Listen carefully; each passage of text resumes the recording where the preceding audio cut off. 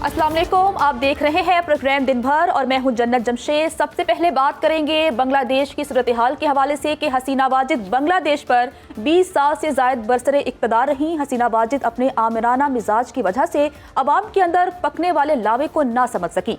बांग्लादेशी वज़ीर आज़म हसीना वाजिद ने पाकिस्तान और भारत के दरमियान कोई ऐसा मामला नहीं जहां उसने अपना वजन भारत के पलड़े में न डाला हो। शेख हसीना वाजिद मुसलसल चौथी बार इक़्तिदार में आईं, ताहम रवां साल आम इंतखाबात और आलमी और मुल्की सतह पर मकबूलियत ना मिल सकी क्योंकि इन इंतखाबात में हसीना वाजिद ने अपोजिशन की तमाम जमातों को पाबंदी सलासल करके मुल्क भर में उनके खिलाफ क्रैकडाउन किया। शेख हसीना वाजिद ने अपने एक दिहाई से ज़ायद अरसे के इक़्तिदार में हमेशा भारत नवाज पॉलिसी अपनाई और पाकिस्तान से ऐसा रवैया रखा जो कि बहुत बुरा था। शेख हसीना वाजिद के दौर में जमात इस्लामी के कई रहनुमाओं को फांसी की सजा दी गई और इस पर अमल दरामद भी कराया गया, जबकि हाल ही में बांग्लादेश में जमात इस्लामी पर पाबंदी भी आयद कर दी गई है। लंदन में मुकीम सजीब वाजिद ने खानदानी रिवायात के मुताबिक झूठ उगलना शुरू कर दिया और अपनी माँ की तरह पाकिस्तान पर इल्ज़ाम तराशी में वो पीछे ना रहे। सजीब वाजिद ने अपनी मां शेख हसीना वाजिद की हुकूमत की नाअहली और अवाम पर तशद्दुद छुपाने के इल्ज़ाम पर पाकिस्तान और चीन पर लगा दिया, जबकि सजीब वाजिद ने बांग्लादेश की मौजूदा सूरत हाल के पीछे पाकिस्तान का हाथ होने का दावा किया है। उसका कहना है कि मुल्क को ना संभाला गया तो बांग्लादेश भी पाकिस्तान बन सकता है। ये गुफ्तगू आपने सुनी शेख हसीना वाजिद के बेटे की, जबकि शेख हसीना वाजिद की हुकूमत की करप्शन की बात की जाए तो उसके 7 मुशीर बैंकों के सबसे बड़े डिफॉल्टर के तौर पर सामने आए हैं। हसीना वाजिद का बेटा सजीब वाजिद ने भी करप्शन में कोई कसर नहीं छोड़ी। इस पर भी 2016 में 300 अमरीकी डॉलर की करप्शन का इल्ज़ाम है। सजीब ने अमेरिका में बंगाली कारोबारी शख्सियात से कंसल्टेंसी के नाम पर पैसे लिए थे। 2001 में शेख हसीना वाजिद पर भी 122 मिलियन डॉलर की बेज़ाब्तगियों में मुलविस होने का इल्ज़ाम है। 8 रूसी साख्ता MiG-29 तैयारों की खरीदारी में सरकारी खजाने से ज़ाती मुनाफे का भी इल्ज़ाम था, जो उन्होंने अपनी हुकूमत में ही रफा दफा करा लिए। तलबा के एहतजाज ने तो सिर्फ एक बुनियाद फराहम की। एहतजाज में हर तबके के लोग शामिल हो गए और चंद हफ्तों के दौरान हसीना वाजिद के इक़्तिदार का खात्मा हो गया। कोटा सिस्टम मुखालिफ तलबा तहरीक के बांग्लादेश की हसीना वाजिद की पार्लिमान तहलील करने का अल्टीमेटम के बाद उसे अब तहलील कर दिया गया है। तलबा तहरीक के रहनुमा नाहिद इस्लाम ने बांग्लादेश के सदर से मुतालबा किया है कि नोबेल इनाम या बांग्लादेशी माहिर इक्तसादियात प्रोफेसर मोहम्मद यूनुस की निगरानी में जल्द अज जल्द उबूरी हुकूमत तश्कील दी जाए। तो ये तमाम तर जो डिटेल्स हैं, ये सब कुछ बांग्लादेश में हो रहा है, इस पर तज्जिया लेने के लिए हमारे मेहमान हमारे साथ मौजूद हैं। उनका तारुफ आपसे करवाए चलती हूँ। हमें ज्वाइन किया है सीनियर तज्जियाकार अब्दुल्ला हमीद गुल साहब ने और उनके साथ हमें ज्वाइन किया है नजमुल साकिब साहब ने, जो कि सीनियर तज्जियाकार हैं। आप दोनों मेहमानों का बहुत शुक्रिया। सबसे पहले अब्दुल्ला साहब, मैं आपकी तरफ आऊँगी। साबिक वज़ीर आज़म शेख हसीना वाजिद के बेटे की गुफ्तगू आपने सुनी। वो ऐसा लग रहा था कि वो कोई बांग्लादेशी नहीं बल्कि कोई भारतीय एजेंट बात कर रहा है और इल्ज़ाम पाकिस्तान पर लगाया जा रहा है। भारत भी ऐसा करता है कि भारत में कुछ भी हो जाए इल्ज़ाम वो पाकिस्तान पर लगाते हैं। वही काम जो है वो अब मुजीब कर रहे हैं। इस पर आप क्या कहेंगे? बहुत शुक्रिया जी। मैं और मेरी जमात तहरीक जवानान पाकिस्तान सबसे पहले तो बंगाली जो हमारे भाई हैं, हमारे नौजवान हैं, उनके साथ हम जो है वो शाना बशाना खड़े हैं। दूसरी बात यह है कि वो बात जो कि कहा गया कि 2 कौमी नजरिए को इंदिरा गांधी ने कहा था कि हमने खलीज बंगाल में डबो दिया। आज मैं ये कहूंगा कि वो मुक्ति बहानी का नजरिया, वो अगरतला साजिश और वो अगरतला में जो भारत ने साजिश बुनी पाकिस्तान खिलाफ, ये तमाम के तमाम आज भारत की इस्टेब्लिशमेंट, भारत की हुकूमत, भारत की दहशतगर्द रॉ और भारत की दहशतगर्द उनका नजरिया जो है वो खाकस्तर हो गया। और अल्हम्दुलिल्लाह वो नजरिया जो 53 साल जो है उन्होंने दबाने की कोशिश की, ये बात जो है वो किसी कोटा सिस्टम की नहीं हो रही। आज ये बात किसी जो है ज्यादती जुल्म की नहीं हो रही। आज जो बात इक्तसादी नहीं हो रही, आज जो है वो नाफी पे नहीं हो रही, बल्कि आज नजरियाती बात हो रही है।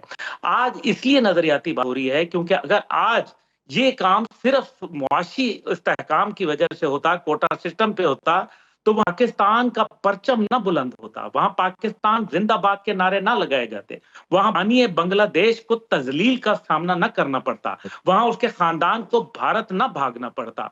और वहां जो नजरिया जो था, आज कायदे आजम का नजरिया जो है वो बढ़ चढ़ के बोल रहा है। और आज पता चल रहा है कि कायद की कौम जो है वो 2 मुल्कों में बसती है, एक बांग्लादेश और एक पाकिस्तान।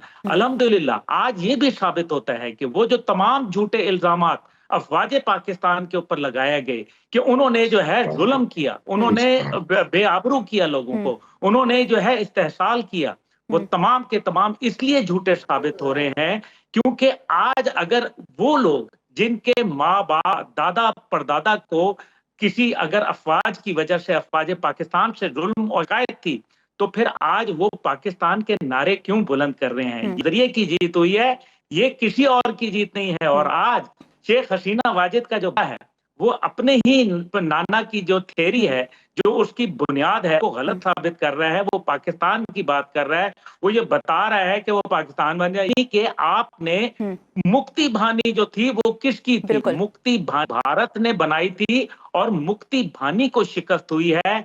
53 साल के बाद नजरिया जो है वो दोबारा से जीत के सामने आके किया है कि मुक्ति वाहिनी बनाने के पीछे भारत का हाथ था। सर मैं आपको इस दोबारा आऊंगी, दीगर मेहमानों को भी शामिल गुफ्तगू कर लेते हैं। नजम साहब मैं आपकी तरफ आऊंगी। जैसा कि अब्दुल्ला साहब ने कहा कि इंदिरा गांधी ने कहा था कि हमने 2 कौमी नज़रिया दफन कर दिया सकूते ढाका का जब अफसोसनाक वाकया पेश आया, लेकिन हमने जो मनासिर कल देखे, जिस तरह से शेख मुजीब के मुजस्मे को तोड़ा जा रहा था और शेख हसीना वाजिद जिन्होंने 15 साल तक हुक्मरानी की, उन्हें इस्तीफ़ा भी देना पड़ा और वो फरार भी हो गई, लेकिन उसके बावजूद आज उनके बेटे का ये बयान आना कि पाकिस्तान इन्वॉल्व है, इस पर आप क्या कमेंट करेंगे? देखिए ये जो कॉन्स्पिरेसी थ्योरीज होती हैं, आफ्टर थॉट्स होती हैं और पाकिस्तान का नाम ना किसी किस्म की कॉन्स्पिरेसी में था ना है। अगर ऐसी बात है तो फिर नरेंद्र मोदी साहब ने ये क्यों कहा कि हमने तो पहले ही कह दिया था इनसे हसीना वाजिद साहिबा से जो प्राइम मिनिस्टर थी कि इस जनरल से जरा एहतियात, क्योंकि जनरल वकार साहब के इनके आर्मी चीफ हैं, उन्होंने तो पाकिस्तान का नाम नहीं लिया। तो ये बरखुरदार जो है ये इस वक्त इसको पता है कि इसको चाहिए और वो हिमायत हो सकता है कि हिंदुस्तान से इसको एक्सपेक्टेड हो। तो इस किस्म की बातें अभी तो शुरुआत है, अभी तो 1 दिन हुआ है और भी सुनाई देंगी, बट फैक्ट रिमेन्स कि पाकिस्तान का इससे कोई लेना देना नहीं है। पाकिस्तान ने जब से बांग्लादेश को तस्लीम किया है वो जाने और उनका काम जाने और हमारा काम जाने। जो जरूरी चीजें इस वक्त देखने की है ना जन्नत, वो उसमें सबसे पहले ये देखना है कि इस वाक़े का पाकिस्तान पे क्या असर होना है, क्या करना चाहिए, पाकिस्तान की खारजी पॉलिसी क्या होनी चाहिए, पाकिस्तान को किस तरह से इसमें बिहेव करना चाहिए या बात करनी चाहिए। क्योंकि ये बहुत ही ज्यादा सेंसिटिव हालात हैं, क्योंकि एक जमाने में आपको पता है ना कि मशरकी पाकिस्तान ही था, हमारा ही हिस्सा था जो कि बांग्लादेश बना। सबसे ज्यादा जरूरी चीज ये है कि हमारा रिस्पॉन्स बड़ा मेजर्ड होना चाहिए, बड़ा मैच्योर होना चाहिए और इस पे जश्न मनाने की कोई किसी किस्म की जरूरत नहीं है कि साथ वाले हमारे हमसाए जो कि मुसलमान मुल्क है उसमें ये हो रहा है, उसमें दहशत गर्दी है, उसमें स्टूडेंट्स ये कर रहे हैं, उसमें क्रैकडाउन हो रहा है, उसमें बीएनपी फलाना टमकाना। ये इनका इंटरनल मामला है, ये इंटरनल मामला है और इसको इंटरनली ही हल करेंगे। अब जबकि ये सूरत हाल है, जो स्टूडेंट लीडर का जो बुनियादी मकसद था वो इतना ज्यादा उन्होंने प्लान नहीं किया हुआ था। उनका बुनियादी मकसद था इससे जान छुड़ाई जाए, वो उन्होंने जान छुड़ा लिया हसीना से। चूंकि आगे कुछ नहीं था लिहाजा कोई प्लानिंग नहीं की ऐसी। लिहाजा डॉक्टर यूनुस जब आते हैं, डॉक्टर यूनुस से मेरी मुलाकात 1980 में 1990 में ढाका में हुई थी, 2-3 मुलाकातें, और ये बहुत जबरदस्त आदमी है। इनकी माइक्रो फाइनेंस और इनका यानी कमिटमेंट, इनकी नेशनलिस्ट होना और बगैर किसी यानी कोई स्कैंडल वगैरह नहीं है। तो मेरे ख्याल में ये ट्रांजिशन बड़ी स्मूथ होगी। उसकी एक वजह ये भी है कि जो प्रेसिडेंट साहब हैं और जो जनरल साहब हैं वो कोई इतने ज्यादा एम्बिशियस नजर नहीं आ रहे। बिल्कुल, और तलबा ने भी यही मुतालबा किया है कि प्रोफेसर यूनुस साहब आए और वो आकर अबूरी हुकूमत का हिस्सा बने। सर हमारे साथ रहिएगा, हमें साबिक सफ़ीर अली सरवर नकवी साहब ने भी ज्वाइन किया है, उनकी राय भी ले लेते हैं। अली साहब, आप इस तमाम तर सूरत हाल से बाखूबी वाकिफ़ होंगे कि बांग्लादेश में कल क्या हुआ और आज क्या हुआ। असम्बली भी तहलील कर दी गई है, लेकिन जो सिलसिला चल रहा है, क्योंकि शेख हसीना वाजिद इस वक्त भारत में हैं, लेकिन उनके बेटे जो हैं वो पाकिस्तान के खिलाफ जहर उगल रहे हैं, तो आपको क्या लगता है कि पाकिस्तान को किस तरह से रिस्पॉन्ड करना चाहिए सिफारती सतह पर? क्या देखिए, आपको आवाज आ रही है मेरी? जी आ रही है सर। देखिए, बात यह है कि अव्वल तो बांग्लादेश में जो हुआ है वो अवाम की ताकत, ये पहली मर्तबा एक वाज़े सूरत हाल पैदा हुई है जिसमें अवाम ने हुकूमत को उलट दिया और बरसरे इख्तिदार जो लोग थे उनको हटा दिया है। तो ये एक बहुत बड़ी डेमोक्रेसी की विन है। हालांकि जिनको हटाया वो बहुत एंटी डेमोक्रेटिक थी और वो ऑटोक्रेट कहलाएंगी, क्योंकि उन्होंने जिस तरह से अपने मुल्क पे तशद्दुद और जुल्म किया हुआ था, लोगों को परेशान किया हुआ था। खालिदा जिया जो उनकी राइवल थी वो उनको जेल में बंद किया हुआ था। एक तो ये, दूसरी बात ये है कि ये भारत की बहुत बड़ी शिकस्त है, क्योंकि भारत के जितने भी मुल्क उसके हामी थे और उसके खिदमत में वो लगे रहते थे, नेपाल, भूटान, सिक्किम और श्रीलंका, ये सब भारत के दायरा असर में थे, स्फीयर ऑफ इन्फ्लुएंस में। तो वो सब अब उसी तरह हैं। लेकिन एक जो सबसे अहम रुकन था इस ग्रुप का वो है बांग्लादेश, और बांग्लादेश ने भारत के इन्फ्लुएंस को, भारत का असर, भारत की इन्वॉल्वमेंट सब खत्म कर दिए। मैं तो उस जमाने का हूं जबकि मैंने फॉरेन सर्विस ज्वाइन की थी जब ईस्ट पाकिस्तान हमारे साथ था, और हमारे अभी भी दोस्त वहां पे हैं। पाकिस्तान के लिए वहां बहुत गुडविल है। और जब उसने ऐसी हरकतें की थी जैसे कि वो फजलुल कादिर चौधरी के बेटे को उसने मौत की सजा दिलवा दी थी, तो उस वक्त एक लहर गम और गुस्से की गुजरी पूरे मुल्क में। तो मैं समझता हूँ पाकिस्तान शेख हसीना वाजिद पे तनकीद भी यही हो रही है कि उनका एक आमिराना रवैया था, और शायद शेख हसीना वाजिद को लगता था कि भारत जो है वो उसको बैक करता है और वो हमेशा बैक करता रहेगा। इसी मामले पर बात करने के लिए अब्दुल्ला साहब मैं आपकी तरफ आऊंगी। बांग्लादेश को इस हद तक ले जाने में भारत का कितना किरदार है? सारा ही किरदार भारत का है। बांग्लादेश की तख्लीक जो है वो भारत की है। और ये कैसी हम बात कर रहे हैं कि जनाब हमें इसके ऊपर जश्न नहीं मनाना चाहिए? बिल्कुल जश्न मनाना चाहिए। कौन कहता है कि जश्न नहीं मनाना चाहिए?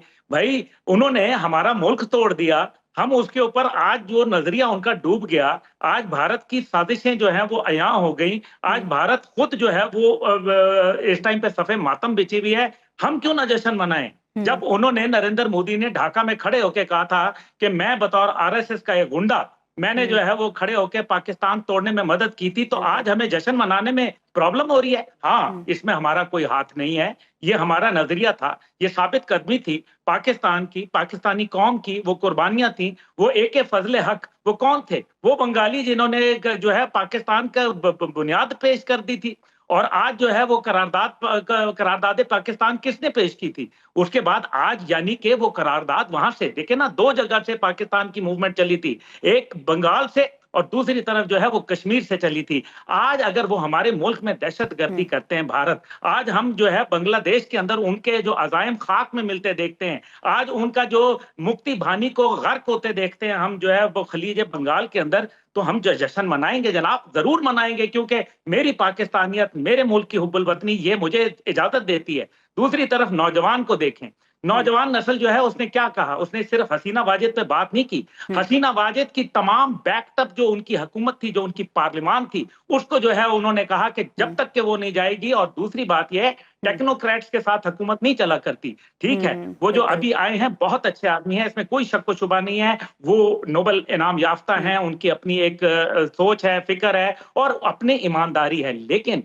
साथ ही साथ आने वाली हुकूमत के अंदर नौजवानों को एक बहुत बड़ा किरदार मिलेगा। और मेरे ख्याल में अभी बहुत कुछ होना बांग्लादेश के अंदर बाकी है। असल में यह है कि पाकिस्तान के नारे कोई एक आध जगह नहीं लगे, ये पूरे बंगाल में लगे हैं। और दूसरी बात यह है कि क्यों बांग्लादेश की फौज ने उनको इजाजत दी कि वो सरकारी हेलीकॉप्टर में, फौजी हेलीकॉप्टर में बैठ के अगरतला भारतीय शहर पहुंचे। और देखें, बर्तानिया ने उनको इनकार कर दिया, फिनलैंड ने इनकार कर दिया, उनको जो है وہ بیلاروس نے انکار کر دیا. کیوں؟ کیونکہ غداروں کا انجام جو ہے وہ کبھی اچھا نہیں ہوتا. یہ ایسا ہی ہے کہ جو بنگلہ دیش میں جس انہوں نے قیام کیا تھا بنگلہ دیش کا، آج ان کے مجسمے جو ہے وہ زمین بوس کر دیے گئے. یہ ہے بالکل جیسا کہ عبداللہ صاحب کہہ رہے ہیں کہ بھارت کا بڑا عمل دخل ہے بنگلہ دیش میں. نجم صاحب میں آپ کی طرف آؤں گی، آپ کیا اس پر کامنٹ کریں گے کہ کیا بنگلہ دیش کے پاس ایک سنہری موقع ہے کہ وہ بھارت کے انفلوئنس سے باہر آ جائے اور بھارت ان کو جو ہے مزید بیک نہ کرے اور وہ ایک خود مختار ریاست کے طور پر سامنے آئے؟ آپ اس پر کیا کامنٹ کریں گے؟ 35 سال کی سفارتکاری کا تجربہ اگر میں اپنے سامنے رکھوں تو اس وقت کی صورتحال میں اگر کوئی یہ کہے گا کہ یہ ہونے والا ہے یا وہ ہونے والا ہے تو یہ ٹھیک نہیں ہوگا. دیکھیے اس وقت لگی ہوئی ہے آگ. یہ ہے کرائسس مینجمنٹ کا ٹائم، اور اس میں اسٹوڈنٹ لیڈرز جو ہیں یا یہ جو ساتھ مل کے مل گئے ہیں، کچھ بزنس مین کے، کچھ تھنک ٹینکس بھی بیچ میں لگے ہوئے ہیں جو کہ پیورلی بنگالی اوریجن کے ہیں. انہوں نے کسی ٹرانزیشنری یعنی گورنمنٹ کو پہلے بنانا ہے، پھر اس کے بعد ہمیں پتہ لگا ہے کہ بی این پی کی جو انکارسریٹڈ تھیں جو یعنی پرائم منسٹر رہیں یعنی خالدہ ضیاء، ان کا چانس ہے کہ وہ پرائم منسٹر بنے. تو کانفلکٹ ریزولوشن بعد میں ہوگا. فی الحال کرائسس مینجمنٹ ہو رہا ہے، اور اس میں انڈیا کا کیا کردار ہے اس میں آپ کو میں یقین دلاتا ہوں کہ اگر آپ 1971 سے تھوڑا سا پہلے سے اب تک کی ہسٹری دیکھیں نا تو وہ تمام سوالات جو پاکستان پہ، پاکستان کی فوج پہ، پاکستانی عوام پہ، پاکستانیوں پہ اٹھائے گئے تھے، ایک انڈائریکٹ جواب کل ملا ہے ان تمام سوالوں کا.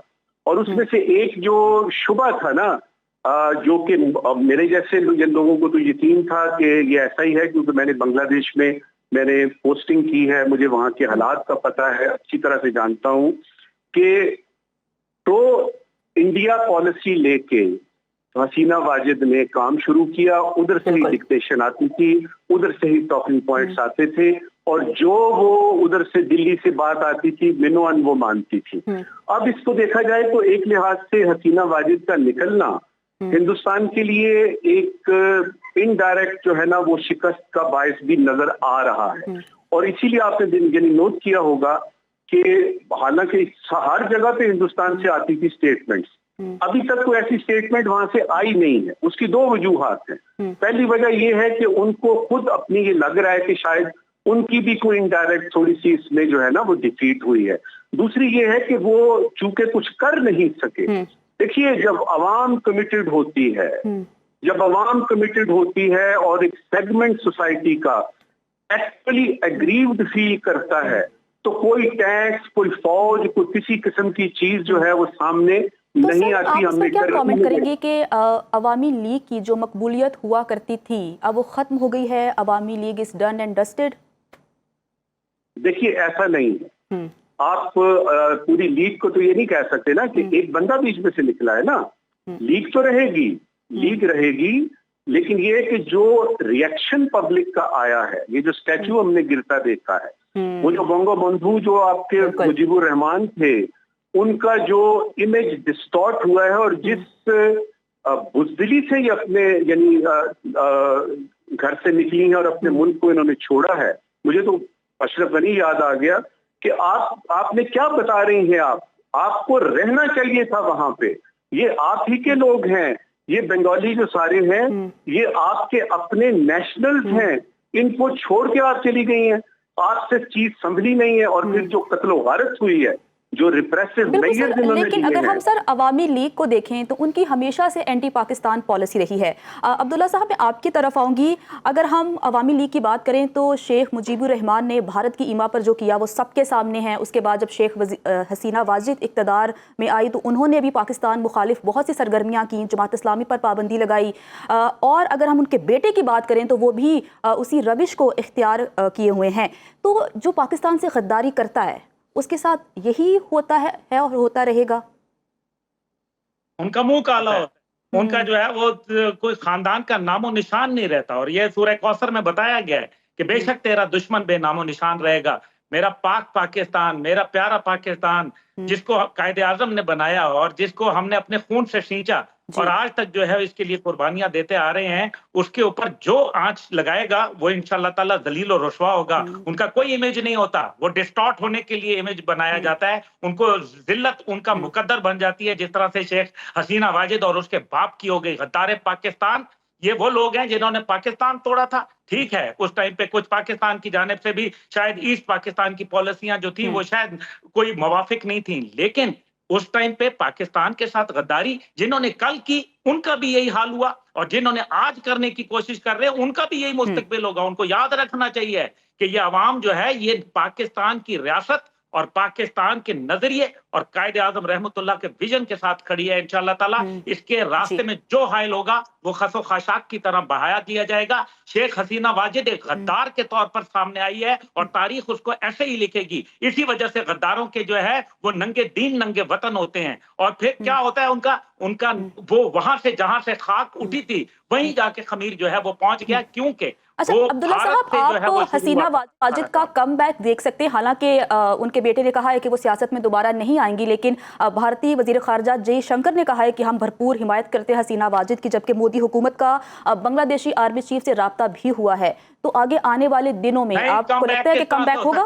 कमबैक नो कोई कमबैक उसका नहीं है। किस लिए कमबैक होगा उसकी मैं आपको वजह बताता हूँ। उसका कमबैक जो है वो इंडिया के कंधों के ऊपर होगा। उसको तो अवाम ने रिजेक्ट कर दिया। वो एक कौमी कातिल है। She has you know murdered more than 300 innocent Bengalis. उसने 300 से ज्यादा बंगालियों का कत्ल किया है। उसको इंटरनेशनल कोर्ट ऑफ जस्टिस में आप देखना, जिस तरह जनरल पिनिशे को जो है वो चिली का जो जनरल था उसको उन्होंने सजा दी थी और उसको फिर बर्तानिया ने जो है वो पॉलिटिकल असाइलम ना दिया और उसको वापस भेजना पड़ा जहां उसको सजा हुई। इसका भी वही हाल होगा। पाकिस्तान एक नूर है और नूर के साथ गद्दारी करने वालों का अंजाम जो है कि मैं अली सरवर नकवी साहब के पास जाऊंगी और उनकी भी राय लेती हूँ। सर कहिएगा कि जिस तरह भारत अभी भी हसीना वाजिद को सपोर्ट कर रहा है, जैसे कि वजीर खारजा ने कहा कि हम सपोर्ट करेंगे, मोदी हुकूमत मुसलसल राबते कर रही है बांग्लादेशी आर्मी चीफ से, तो आपको लगता है कि 5 सालों के बाद 10 सालों के बाद कमबैक हो सकता है? ठीक है, अली साहब से हम जो है राब्ता बहाल करके उनकी राय लेंगे। नजम साहब मैं आपकी तरफ आऊंगी, आप इस पर क्या कमेंट करेंगे? जरा सवाल अपना दोबारा। सर मैं ये कहना चाह रही हूँ कि क्या हसीना वाजिद का कमबैक हो सकता है, क्योंकि भारत की सपोर्ट अभी भी जारी है? देखिए, मैंने जिस तरह पहले कहा कि हम लोग नजूमी भी नहीं हैं और सूद शेयर भी नहीं हैं, और हम जब इंटरनेशनल रिलेशंस की इंटरप्रिटेशन करते हैं तो हम ये नहीं कह सकते कि ये हो जाएगा, ये होने वाला है। उसूली बात ये है कि उनको बड़ी जिल्लत के साथ अपने ही मुल्क से फरार होना पड़ा। पहले तो इसको देखते हैं। अब उनका कमबैक होगा वो तो बाद में देखी जाएगी, क्योंकि हमने देखा है कमबैक होते हैं, लेकिन उसके लिए हसीना ने कुछ जगह छोड़ी नहीं है। देखिए, अगर अवाम में मकबूलियत होती है ना तो आदमी 20 साल बाद भी वापस आ जाता है। उसमें हमने देखा दुनिया में बेशुमार ऐसे वाकयात हैं कि लोगों को बाद में याद आया। जिस तरह हमारे पाकिस्तान में था ना, ट्रकों के पीछे लिखा होता था अयूब खान का तेरी याद आई तेरे जाने के बाद। अच्छा, अब उस किस्म का माहौल, मुझे इस वक्त मैं ये नहीं कह सकता कि उनका कमबैक होगा कि नहीं होगा, लेकिन जो इस वक्त कराइन नजर आ रहे हैं, जो शवाहिद नजर आ रहे हैं, उसमें यही है कि इनकी वापसी तकरीबन नामुमकिन है। और उसकी वजह एक तो इनको रिप्लेस कर दिया जाएगा बहुत जल्दी।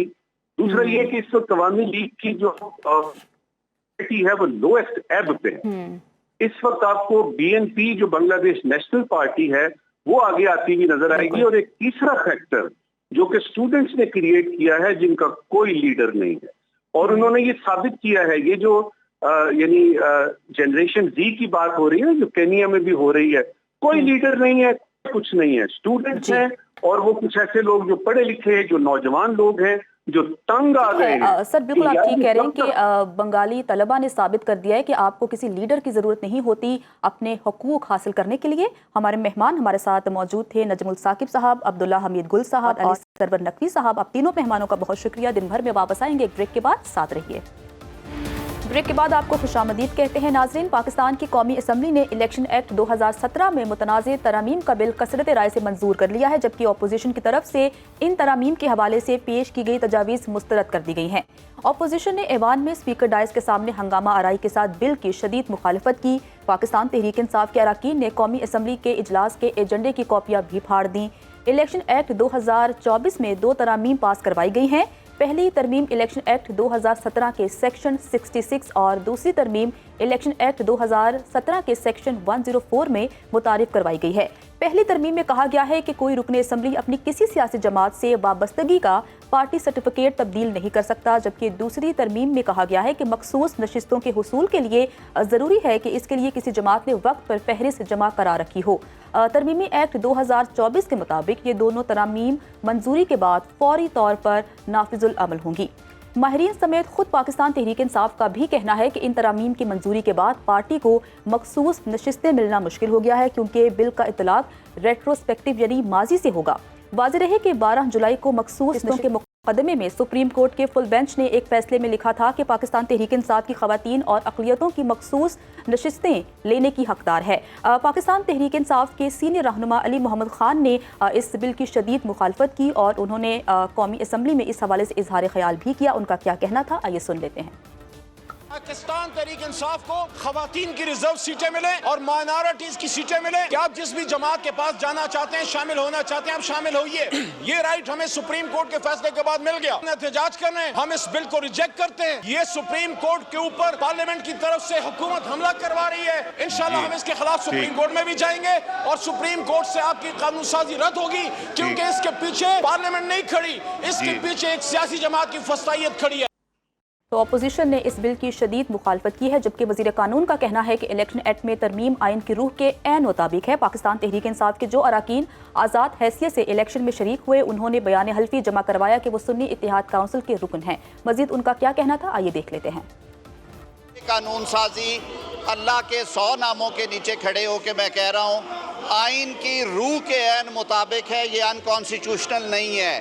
یہ آئین کی روح کے عین مطابق ہے کہ ان کے 81 لوگوں نے اللہ تعالیٰ کو حاضر ناظر جان کے یہ حلف نامہ داخل کرایا۔ ان کا تعلق تحریک انصاف سے نہیں ہے، سنی اتحاد کونسل سے ہے۔ تو وزیر قانون کی گفتگو آپ نے سنی۔ اس تمام تر معاملے پر بات کرنے کے لیے ہمارے مہمان ہمارے ساتھ موجود ہیں، تعارف کروا دیتی ہوں۔ ماہر قانون ہیں ایڈوکیٹ احمد اویس صاحب، سر بہت شکریہ دن بھر کو وقت دینے کے لیے۔ سر آپ اس پر کیا کامنٹ کریں گے؟ پاکستان تحریک انصاف کے لیے ایک امید جاگی تھی کہ انہیں مخصوص نشستیں مل جائیں گی، لیکن اس بل کے پاس ہونے کے بعد آپ کو لگتا ہے کہ آئین اور قانون کی روح سے اب مخصوص نشستیں پاکستان تحریک انصاف کو نہیں مل سکیں گی؟ بسم اللہ الرحمن الرحیم۔ دیکھیے یہ نشستیں جو ہیں یہ پارلیمنٹ الٹی بھی لٹک جائے گی نا، تو یہ نشستیں ان سے تحریک انصاف سے نہیں واپس لی جا رہی۔ اچھا، یہ سپریم کورٹ کا فیصلہ ہے اور سپریم کورٹ کے فیصلے کے بعد یہ جو بل پاس کر رہے ہیں یہاں اسمبلی سے، تو یہ پرسپیکٹیولی تو یہ اپلائی ہو سکتا ہے، لیکن ریٹروسپیکٹیولی اپلائی نہیں ہو سکتا۔ کسی بھی طریقے سے کسی بھی زاویے سے آپ دیکھ لیں تو پاکستان کے آئین کے مطابق سپریم کورٹ کے کسی فیصلے کو پارلیمنٹ کے سمپل میجورٹی سے یہ نلیفائی نہیں کر سکتے۔ یہ کانسٹیٹیوشن امینڈمنٹ کوئی آئے تو پھر وہ الگ بات ہے، اس کے لیے 2/3 میجورٹی آف دا 2 ہاؤسز چاہیے، لیکن ایک سمپل بنا تو اگر یہ بات ان کی مان لی جائے تو پھر تو حکومت جو بھی بناتا ہے، آپ کو پتا ہے کہ پارلیمنٹ کے اندر اس کی سمپل میجورٹی ہوتی ہے، چاہے وہ اکیلی پارٹی ہے یا کولیشن پارٹنر کے ساتھ ہے۔ جب وہ ان کے پاس سمپل میجورٹی ہے تو وہ کوئی بھی بل سمپل میجورٹی سے پاس کر سکتے ہیں، کیونکہ عام کوئی بل پاس کرنے کے لیے تو کوئی 2/3 میجورٹی نہیں چاہیے نا، وہ سمپل میجورٹی چاہیے ہوتی ہے۔ بالکل۔ تو پھر سپریم کورٹ کا جو فیصلہ جو ہے حکومت کو نہ منظور ہو یا ان کو پر پابندیاں لگا تو وہ بڑے آرام سے پارلیمنٹ میں جائیں اور جا کے ایک امینڈمنٹ کا ایک پٹیشن دائر کریں، ایک بل وہاں پہ لے کے آئیں اور سمپل میجورٹی سے پاس کر کے کہیں گے جی یہ سپریم کورٹ کا فیصلہ جو ہے یہ ردی کی ٹوکری میں پھینک دیا ہم نے۔ کیا یہ منشا ہے کانسٹیٹیوشن کی؟ کیاس کریٹ ہو جائے گا اگر ایسا ہو جائے۔ یہ تو ممکن نہیں ہے، اتنا سوچنا بھی جو ہے اس کا مطلب ہے کہ یہ آؤٹ رائٹلی اور اوپنلی پاکستان کے آئین کو یہ ڈیفائی کر رہے ہیں، اس سے منحرف ہو رہے ہیں اور یہ جھوٹ بولتے ہیں کہ ہم آئین کے مطابق کی بات کر رہے ہیں۔ اچھا سر، جیسا کہ اب پاکستان تحریک انصاف کے رہنماؤں نے فیصلہ کیا ہے کہ یہ اس ایکٹ کے خلاف، اس ترمیم کے خلاف جو ہے وہ سپریم کورٹ کا دروازہ کھٹکھٹائیں گے۔ اگر ہم ماضی میں دیکھیں تو آپ کو یاد ہوگا پریکٹس اینڈ پروسیجر ایکٹ، جس پر یہ رائے دی گئی تھی کہ جو عدالت ہے وہ پارلیمنٹ کے کام میں عمل دخل نہیں کرے گی۔ اب چونکہ یہ بل منظور تو ہوا ہے نیشنل اسمبلی سے، تو کیا اس کو null and void Supreme Court قرار دے سکتی ہے آئین اور قانون کے مطابق؟ بالکل دے سکتی ہے۔ سپریم کورٹ کے پاس ایک آرٹیکل 188 کانسٹیٹیوشن کے اندر جو ہے وہ پاور آف ریویو دیتا ہے، وہ نظر ثانی کی ریویو کی پاور سپریم کورٹ کو دیتا ہے کہ سپریم کورٹ آئین کے تحت دی ہوئی اس پاور کے تحت کسی بھی پیس آف لیجسلیشن کو، کوئی انیکٹمنٹ ہوئی ہو، کوئی آرڈیننس پاس ہوا ہو، اگر وہ فنڈامنٹل رائٹ سے متصادم ہے، اگر وہ سپریم کورٹ کی کسی ججمنٹ سے متصادم ہے، اگر وہ قرآن و سنت سے متصادم ہے، فنڈامنٹل رائٹس کے اگینسٹ ہے، تو اس کو وہ کالعدم قرار دیتے ہیں۔ یہ سپریم اور بہت موقعوں کے اوپر سپریم کورٹ نے ایسا کیا ہے آلریڈی، اس لیے کوئی نئی بات نہیں ہوگی۔ چلیے اب دیکھتے ہیں کہ یہ معاملہ جو ہے وہ کیا رخ اختیار کرتا ہے اور کیا پاکستان تحریک انصاف کو مخصوص نشستیں مل پاتی ہیں یا نہیں۔ احمد اویس صاحب ہمارے ساتھ موجود ہے۔ سر بہت شکریہ کو وقت دینے کے لیے۔ پروگرام میں آگے بڑھتے ہیں اور مہنگائی کا ذکر کرتے ہیں کہ مہنگائی اور مہنگے بجلی بلوں کے خلاف جماعت اسلامی کا دھرنا آج 12ویں روز بھی جاری ہے۔ جماعت اسلامی کا کہنا ہے کہ مطالبات کی منظوری تک دھرنا جاری رہے گا۔ کراچی میں گورنر ہاؤس کے باہر دھرنا تیسرے روز بھی جاری ہے۔ امیر جماعت اسلامی نے حکومت پر کڑی تنقید کی ہے۔ اس وقت تازہ ترین اپڈیٹس کیا ہیں، اپنے نمائندے صداقت عباسی سے جان لیتے ہیں۔ صداقت بتائیے گا کہ مذاکراتی کمیٹیاں تشکیل دی گئی تھیں، مذاکرات بھی ہو رہے تھے، تازہ ترین اپڈیٹس کیا ہیں آپ کے پاس؟ جی، جماعت اسلامی کا بجلی کے بلوں اور ٹیکسز کے خلاف دھرنا 12ویں روز بھی جاری ہے اور کارکنان کی بہت بڑی تعداد اس وقت دھرنے میں موجود ہے۔ دوپہر کا کھانا کھانے کے بعد لوگ جو ہیں وہ کچھ دیر آرام کر رہے ہیں، اور اس کے علاوہ جو مرکزی قیادت ہے امیر جماعت اسلامی حافظ نعیم الرحمان، انہوں نے آج دن کو پریس کانفرنس میں واضح طور پر یہ اعلان کر دیا کہ 8 اگست کو لیاقت باغ سے دھرنا مارچ کرتے ہوئے اسلام آباد کی جانب روانہ ہو جائے گا، کیونکہ حکومت جو ہے وہ مذاکرات میں سنجیدگی کا مظاہرہ نہیں کر رہی۔ 2 روند ہونے کے باوجود جو ہے حکومت نے تیسرے جو مذاکرات کا جو رون ہونا تھا اس میں انہوں نے کوئی دلچسپی کا اظہار نہیں کیا، اور ابھی تک ان کو یہ نہیں بتایا گیا کہ ان کے مطالبات کے حوالے سے جو تیسرا مرحلہ ہے مذاکرات کا وہ کب شروع ہوگا اور کس مقام پر ہوگا، جس پر مقامی قیادت نے اور دیگر جو مرکزی قیادت ہے انہوں نے شدید تشویش کا اظہار کیا ہے۔ امیر جماعت اسلامی کا یہ کہنا تھا کہ حکومت نے سنجیدگی کا مظاہرہ نہ کیا تو یہ دھرنا حکومت ہٹاؤ تحریک کا روپ بھی دھار سکتی ہے۔ صداقت عباسی ہمارے ساتھ موجود تھے اور ہمیں ڈیٹیلز دے رہے تھے۔ صداقت آپ کا بہت شکریہ۔ واپس آئیں گے ایک بریک کے بعد۔ بریک کے بعد آپ کو ویلکم کہتے ہیں اور کراچی سے خبر شامل کرتے ہیں کہ کراچی میں ٹریفک کے نظام کو بہتر کرنے کے لیے سندھ حکومت نے بڑا فیصلہ کیا ہے اور بس اڈوں کو شہر سے باہر منتقل کرنے کا یہ فیصلہ کر لیا گیا ہے۔ یہ فیصلہ کتنا سود مند ثابت ہو سکتا ہے اور عوام کی اس پر کیا رائے ہے، اس پر ہمارے نمائندے ارباب علی چانڈیو نے دن بھر کے لیے ایک اسپیشل رپورٹ تیار کی ہے، آئیے وہ دیکھتے ہیں۔ جی، میں صدر میں اس مقام پر موجود ہوں جہاں بے تحاشا بس کے اڈے موجود ہیں۔ سندھ حکومت نے فیصلہ کیا ہے کہ 14 اگست سے پہلے ان بس اڈوں کو جو ہے وہ شہر سے باہر منتقل کر دیا جائے گا، اور 14 اگست کو اسی مقام سے جہاں یہ بس اڈے موجود ہیں وہاں پر ایک شٹل سروس مفت میں چلائی جائے گی، جو کہ یہاں کے مسافروں کو اس مقام پر لے جائے گی جہاں ان بس اڈوں کو منتقل کیا جا رہا ہے۔ عوام سے پوچھتے ہیں کہ سندھ حکومت کے اس فیصلے کے بارے میں وہ کیا کہتے ہیں، آئیے میرے ساتھ۔ ابھی 1-2 اڈے تو نہیں ہے، اتنے سارے ٹرانسپورٹ ہے، یہاں پر ہے، پٹیل پاڑا میں، کینٹ میں، یہ لوگ کہاں جائیں گے؟ وہ گورنمنٹ پرائیویٹ جگہ پہ منتقل کر رہی ہے، وہ تو کسی اور کی ہے، وہ تو چھوٹی سی جگہ ہے، اس میں اتنے بڑی ٹرانسپورٹ آئے گی نہیں۔ اڈے ادھر ہی رہیں تاکہ عوام کو سہولت ہو، عوام پریشان ہوگی، باہر اڈے جائیں گے تو عوام کو پریشانی ہوگی۔ ضلالت تو ہوگی نا سر، یہاں سے پھر دوسری گاڑی میں پھر میں پتہ ہے الاسی پہ پٹھان ہوتے ہیں، پٹھان ظاہر سی بات ہے، یہاں پہ ہم 500 میں حیدرآباد جا رہے ہیں، وہاں وہ بولے 800 روپے کرایہ تو ہمیں تو دینا پڑے گا، کیا کر سکتے ہیں ہم؟ اڈے باہر جا رہے ہیں، سروس مفت دے رہے ہیں، تو ظاہر سی بات ہے پھر جو یہاں 500 کرایہ ہے ہمیں وہاں 500 کرایہ ملے۔ مفت شٹل سروس چلائیں گے وہاں تک جہاں تک یہ اڈے جائیں، کیا کہیں؟ جو شٹل کا یہ وعدہ کرتے ہیں وہ وعدہ پہلے پورا ہونا چاہیے، اس کے بعد جو ہے یہ اڈے نکلے، ورنہ عوام پریشان ہو جائے گی अगर गवर्नमेंट फैसिलिटीज देती है तो फिर भले। वो कह रही है कि एक मुफ्त शटल सर्विस चलाएंगे। हाँ, अगर वो करती है तो फिर सही है, फिर भले बाहर रखें इसमें। लेकिन ये है कि टाइम वेस्ट होगा फिर भी।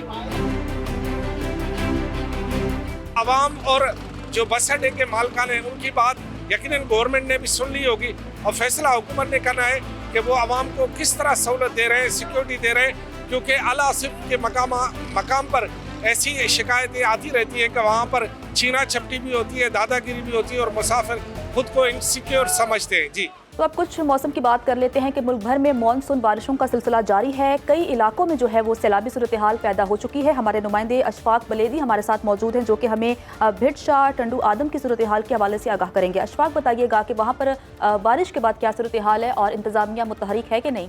जी देखें, इस वक्त मैं मौजूद हूँ टंडो आदम और मटियारी डिस्ट्रिक्ट के बॉर्डर लाइन पर, जहाँ रोडी केनाल में लगा शगाफ जो है जिसको 30 घंटे के जायद गुजर चुके हैं, लेकिन ताहाल जो है उसका मरम्मती काम जो है शगाफ को पुर करने का वो भी जोरों शोर से जारी है। यहाँ पर डिस्ट्रिक्ट इंतजामिया की सरकारी जो मशीनरी है वो भी आ चुकी है। यहाँ पर रुकने सूबाई असेंबली जो पारस टेरो है वो भी यहाँ पर मौजूद हैं और तेज़ी से काम जारी है। उसके अलावा मैं आपको बताता चलूँ कि यहाँ के जो इलाका मकीन है उनकी जो तकरीबन दर्जनों देहात जो हैं वो ज़ेर आब आ चुकी हैं। सैकड़ों एकड़ जो हैं वो पास ज़ेर आब हैं। करोड़ रुपए का नुकसान हो चुका है। यहाँ पर जो लोग हैं वो सरकारी इमदाद के मुंतज़िर हैं। यहाँ पर कई देहातों के जो इलाका मकीन है वो जो है खुले आसमान के नीचे बैठे हुए हैं सरकारी इमदाद के, लेकिन ताहाल उनकी कोई भी जो है सरकारी इमदाद नहीं हो सकी। जी ठीक है अशफाक बलेदी, आपका बहुत शुक्रिया। मौजा पहाड़ में इस वक्त क्या सूरत हाल है और बारिशों के बाद क्या इंतजामिया वो तमाम तर इंतजामात कर पा रही है कि नहीं, काशिफ नदीम हमें बताएंगे। जी काशिफ, कहिएगा। देखें जी, इस वक्त मैं यहाँ पर दरिया सिंध के जो किनारा है वहाँ पर मौजूद हूँ और ये दरिया सिंध का वो इलाका है जहाँ पर हर साल सैलाब आता है और यहाँ के जो किसान हैं, गरीब काश्तकार हैं, उनकी फसलें जो हैं दरिया बुर्द हो जाती हैं। इस वक्त हमारे साथ यहाँ पर मकामी ज़िम्मेदार हैं, उनसे हम पूछते हैं कि सैलाब की वजह से उनको किन खदशात का और किन जो है यहाँ पर परेशानियों का सामना है। अद्धा सारा सिपर डैमेज हो चुके, 5 साल तू हिको सिपर को वल किया वेंदा पे मरम्मत और सिपर डैमेज है, अद्धा डैमेज हो चुके। सिपर त्रुटाना लाए मेहरबानी करके सैकड़ों बस जायन साढ़े मवेशी के बाद फसलां घर काफ़ी ढह चुके हैं। मेहरबानी किया वजे सारे इलाके ते वज़ीर आला को अपील करने हैं असा कि यहाँ पर जो सिपर है उसको पिछले 5 साल से सही तरीके से मुरम्मत नहीं किया गया और उसके ऊपर जो रकम थी वो सही तरीके से ईमानदारी से नहीं लगेगी, जिसकी वजह से ये इलाका शदीद मुतासर होता रहा। जी, तो प्रोग्राम दिन भर से इतना ही। आपसे कल फिर मुलाकात होगी। खुदा हाफिज।